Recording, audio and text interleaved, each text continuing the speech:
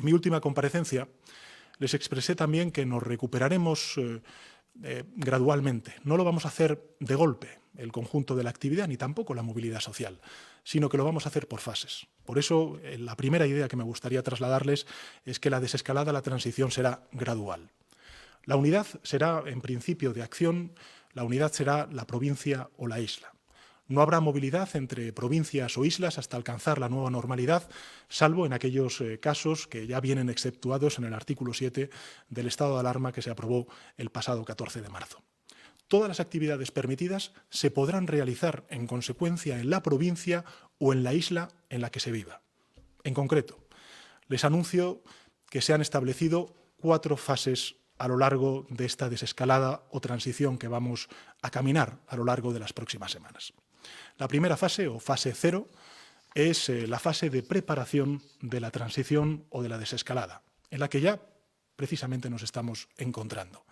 Es la fase preparatoria, en la que además de las medidas de alivio comunes para todo el país que hemos aprobado y que han empezado a beneficiarse el conjunto de la sociedad española, como por ejemplo la reciente medida aprobada para los menores o la proyectada para el próximo 2 de mayo de salidas y ejercicios individuales de los adultos, se abrirán pequeños resquicios de actividad económica.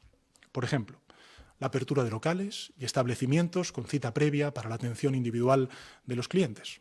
Un caso claro que creo que puede ser perfectamente entendible es la apertura de restaurantes con servicio de comida para poder llevar a domicilio sin consumo en el local. El servicio, claro está, deberá prestarse con la máxima protección individual. Otro ejemplo sería la apertura de entrenamientos individuales de deportistas profesionales y federados y el entrenamiento básico de ligas profesionales.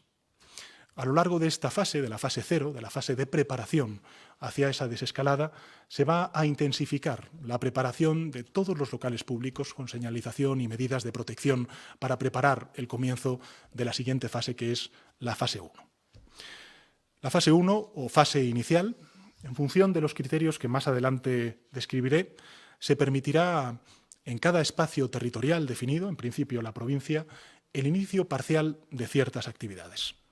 Algunas de estas actividades son la apertura, por ejemplo, del comercio bajo condiciones estrictas de seguridad, el pequeño comercio bajo condiciones estrictas de seguridad, excepto los centros o grandes parques comerciales donde son más probables las aglomeraciones y se incrementa más la movilidad para desplazarse hasta ellos.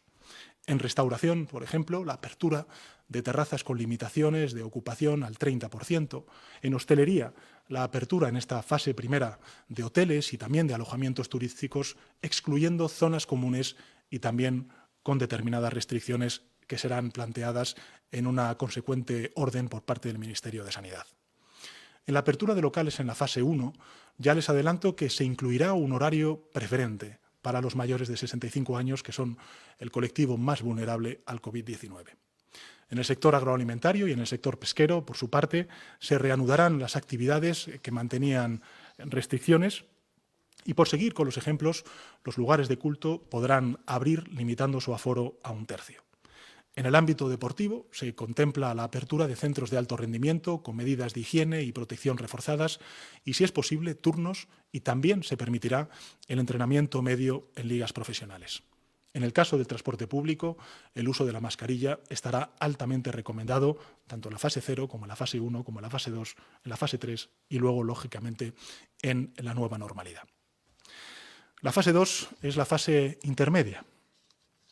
Si se cumplen las condiciones y los marcadores estipulados en, por ejemplo, actividades como la restauración, se abrirá el espacio interior de los locales con una ocupación de 1/3 del aforo y garantías de separación y solo para servicio de mesas. El curso escolar comenzará en septiembre. Ahora bien, en esta fase segunda hemos establecido algunas excepciones para reabrir centros educativos con 3 propósitos que estoy convencido ustedes podrán compartir. En primero de ellos es el de las actividades de refuerzo. En segundo es el de garantizar que los niños menores de 6 años puedan acudir a los centros en caso de que ambos padres tengan que trabajar presencialmente y, lógicamente, también para celebrar la EBAU. Por seguir con los ejemplos, se prevé la reanudación de la caza y pesca deportiva y en cuanto al ocio y la cultura se reabrirán cines, teatros, auditorios y espacios similares con butaca preasignada y una limitación de aforo de 1/3. También serán posibles en esta fase las visitas a monumentos y otros equipamientos culturales como salas de exposiciones, salas de conferencias, con 1/3 de su aforo habitual. Y se podrán celebrar los actos y espectáculos culturales de menos de 50 personas en lugares cerrados con 1/3 de aforo, y si es al aire libre serán posibles cuando congreguen a menos de 400 personas siempre y cuando sea sentado. Los lugares de culto deberán limitar su aforo al 50% en esta segunda fase. La fase tercera es la fase avanzada. En esta fase, la última hasta recuperar la nueva normalidad, una vez que se cumplan los marcadores requeridos, se flexibilizará la movilidad general, si bien se mantendrá la recomendación del uso de la mascarilla fuera del hogar y en los transportes públicos. Y en cuanto al ámbito comercial, se limitará el aforo al 50% y se fijará una distancia mínima de 2 metros. En la actividad vinculada con la restauración se suavizarán algo más las restricciones de aforo y también de ocupación, si bien se mantienen estrictas condiciones de separación entre el público. Como ven, la regulación es muy prolija porque la casuística es muy amplia y he citado algunos casos a título ilustrativo. Posteriormente se dictarán, como he dicho antes, las correspondientes órdenes por parte del Ministerio de Sanidad para establecer las normas y detallar todos los supuestos y sus condiciones. Desde estas bases, también les anuncio la duración de la desescalada. Es importante advertir algo que hemos aprendido a lo largo de estos meses largos de batalla contra el virus. Y es que cada una de las 3 fases de desescalada descritas tendrán una duración mínima de 2 semanas. 2 semanas, ¿por qué? Porque es el periodo medio de incubación del virus. ¿Esto qué significa? Pues significa que en el mejor de los casos la etapa de desescalada de transición hacia esa nueva normalidad tendrá una duración mínima en cada territorio de 6 semanas, aproximadamente en consecuencia 1 mes y medio.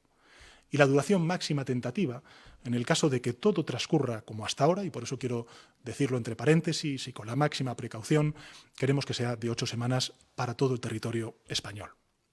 Por tanto, a finales de junio estaríamos como país en la nueva normalidad si la evolución de la epidemia está controlada en todos y cada uno de los territorios.